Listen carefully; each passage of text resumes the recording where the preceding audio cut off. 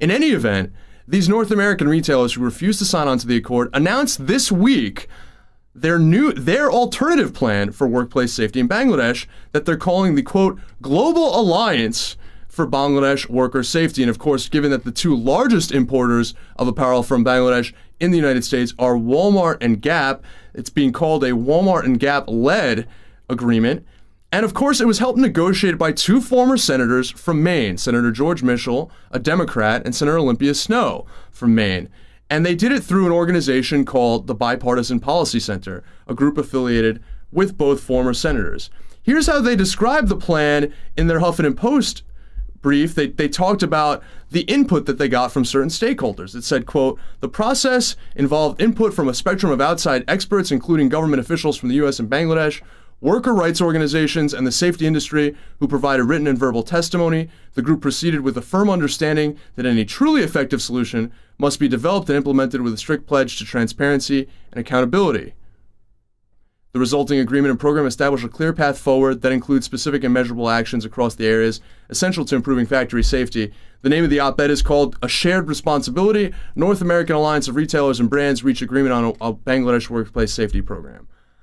They've also created two websites these retailers have to promote their efforts.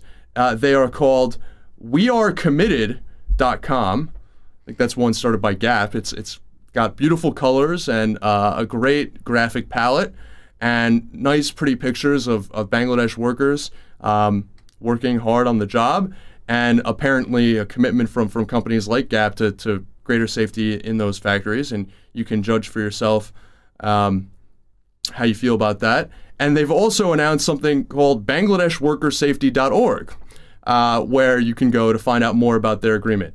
Well, they're claiming, as they claimed in that op-ed, that they've gotten input from various stakeholders that are involved in this debate, but in fact, there was no real worker input in this debate, in this particular alliance agreement. Now, the accord was drafted by unions. The accord, again, the accord being the binding agreement that was signed onto by many European retailers, the Accord on Factory and Building Safety, that requires independent safety inspectors hired with the involvement of workers, okay? They get to help decide who even inspects the factories, just so we're clear.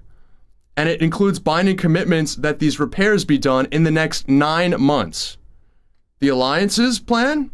Well, it calls for inspectors to be chosen from a board of directors developed by the retailers. Again, one is determined by the workers, one is determined by the retailers, and there's no real urgent timeline on that. What are some other differences? Well, we mentioned that the accord requires these multinational retailers to pony up the money to commit to direct funding of these safety improvements. The Bipartisan Policy Center's plan, quote, to work closely with the factory owners, government of Bangladesh, and various governments and aid agencies to figure out ways to finance safety improvements. That's according to the New York Times. Apparently, the retailers would assist in the funding through a voluntary low-interest loan program. Voluntary. Again, that's another part of this. So, no worker input, number one. That's number one difference. 2, no commitment to direct funding on a strict timeline. And 3, it's all voluntary. That means that if a retailer even wants to back out of the commitments that they reach together voluntarily, then they can do so, and there's no real penalty for doing that. So clearly it's not nearly as strict